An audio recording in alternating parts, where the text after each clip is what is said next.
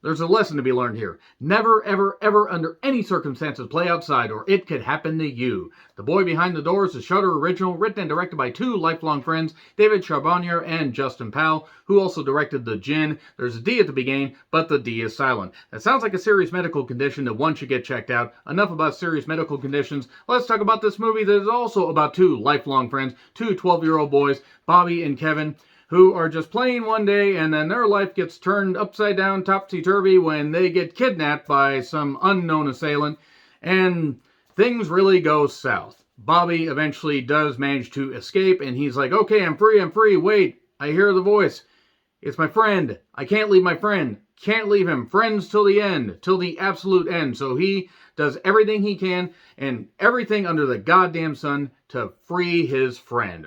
So when I first saw that this movie had come out about a year ago, I was actually very disappointed, because usually I try to stay on top of the Shudder originals and dive into a bunch of stuff, and I'm like, all right, enough time has passed.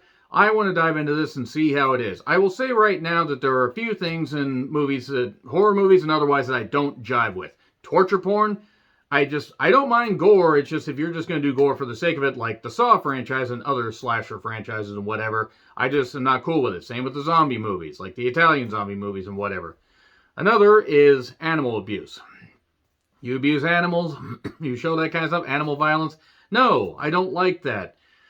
That's why Cujo and a few other movies are really hard to watch. But also, another thing is assault of the sexual variety. That just doesn't compute with me, and I don't care. I don't care, man, woman, no, that kind of stuff. And there's enough implications in this movie about stuff that was going on that made me ready to turn it off. Thankfully, I didn't. This actually turned out to be a somewhat absorbing movie, while a little bit rough around the edges and very minimalist. Very minimalist. I think there were like 5 speaking parts in this entire movie. Well, I mean, there were a couple speaking parts towards the end, but as far as anybody that got any sizable amount of lines, there were like 5 people.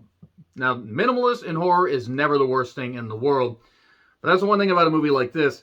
When you have just one central location, and then you find out how stuff happens, and then you see stuff play out, and you just see people that are creepy and victims that are put upon, you have a simple premise that at times, with the wrong performances, or performances that aren't, that are kind of just over the top, can get a little bit infuriating and really test my patience.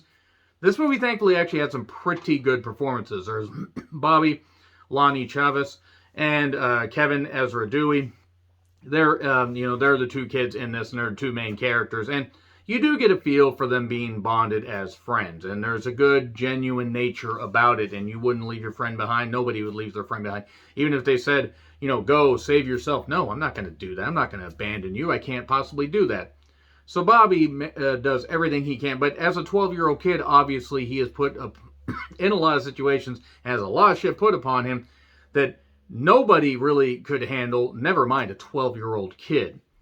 So yeah, the movie doesn't really have a whole lot of stuff that I can talk about without getting into spoilers, but there's a good amount of gore in this.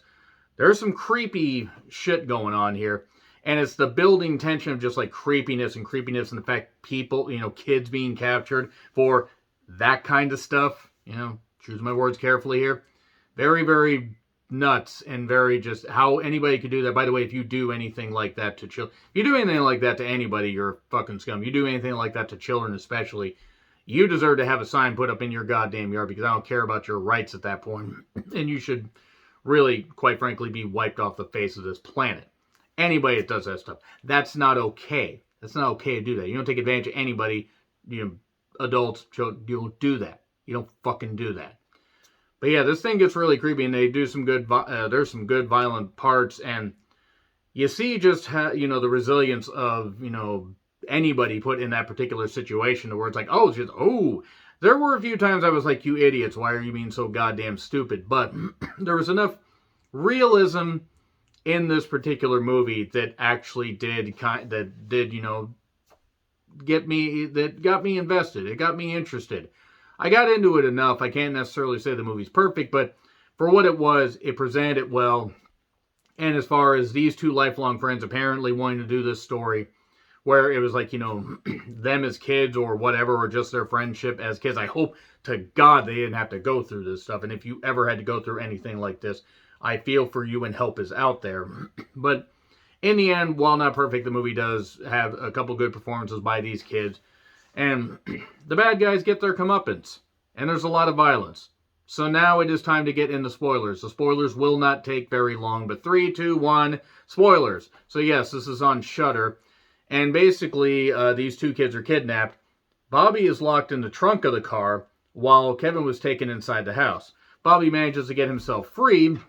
We see a little bit of a flashback of what happened.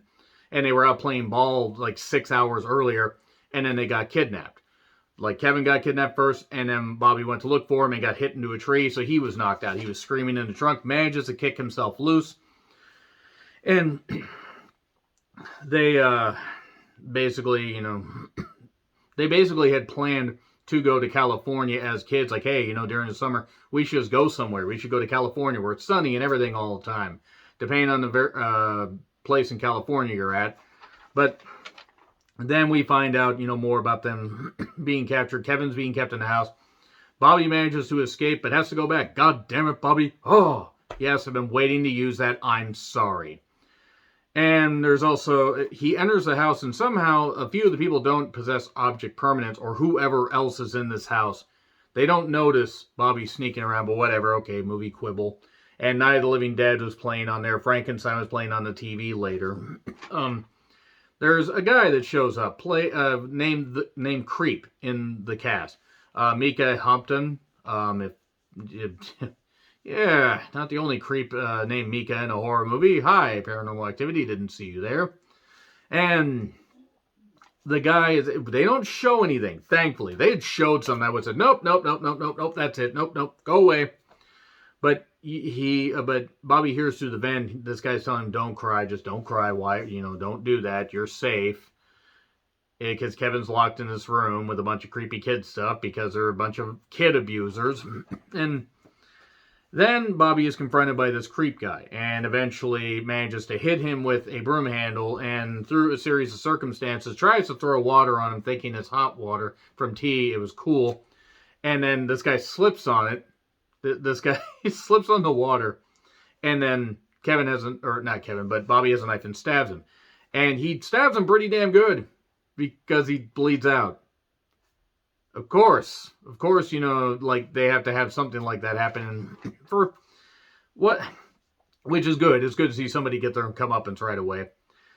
And basically the rest of the movie is Bobby looking for stuff and trying to find keys because there's this lock that's around Kevin's ankle and all this other stuff. And he does eventually, he finds a lot of bloodstained clothes and an old rotary phone in this old freezer.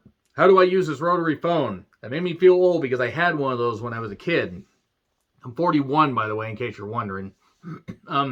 This creep guy had a timer on his watch, and the watch suddenly went, to 0. So it was basically like whoever the person was that was, in charge and he gave the money to abuse this boy was going to come back. Like, okay, you're done doing this stuff and I will come back. And then, well, the person that was doing all the kidnapping was a woman played by Kristen Bauer Van Straten. And she played the role pretty goddamn well. I'll give her that much. She get a ton of TV time, or a ton of time. But she was trying to figure out what was going on. Bobby was hiding all around everything, and we get some more child abuse off camera. Thankfully, in general. But she then tries to get through the bathroom door with an axe, trying to get to Bobby. But every time she kept going, and went, here's Johnny eventually. And then he knifes her hand. And it's kind of funny because he had managed to use a rotary phone to call the cops. The cops arrived. Well, one cop arrived. Because it's always just one cop in these movies. It's always just one. And this cop ends up getting axed, Shining style. There's some good homage to, horror movies. And then she has a gun. He grabs the gun from the cop's body. And she's yelling at Bobby, is like, the guys that the guys I know will pay good money for boys that put up a fight. So then he actually manages somehow to, she is going around this basement area. He manages to knock her out enough, handcuff her with the cop's keys, but she has a gun, so she manages to clip him in the leg just before he gets away. But she's handcuffed to the pipe, and she unloads the entire clip. So he's succumbing to his blood loss. He manages to get up into this room. He finally frees Kevin. He had this old key, like this old-timey key you would get from a door. And he frees him from there, but Kevin can't leave because there's a shock collar, and the shock collar is going to keep shocking him every time. That's the point of a shock collar. Shock collar, baller, I don't remember the rest of the lyrics of that, but I know there's gin in a spoiler. Man, I sound so white trying to say this. And Kevin eventually, gets out of the house with the the shock collar on.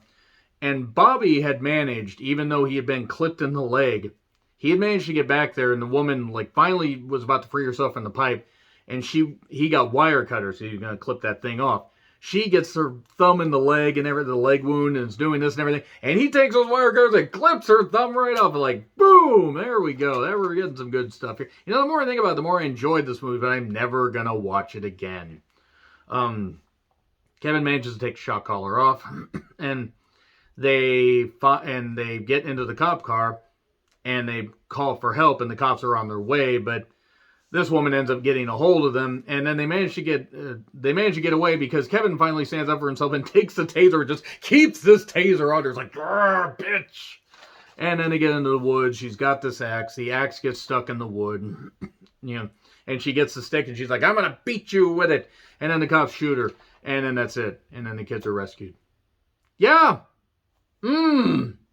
It was really good, but it was rough around the edges. Kept away from being an A, but that's not. I give credit for them not really pulling any punches, keeping the kid abuse off camera. That was probably smart. Anyway, agree, disagree with what I said? Like, share, subscribe, Twitter handle in the description. I'm John Ritlin. I'll see you soon.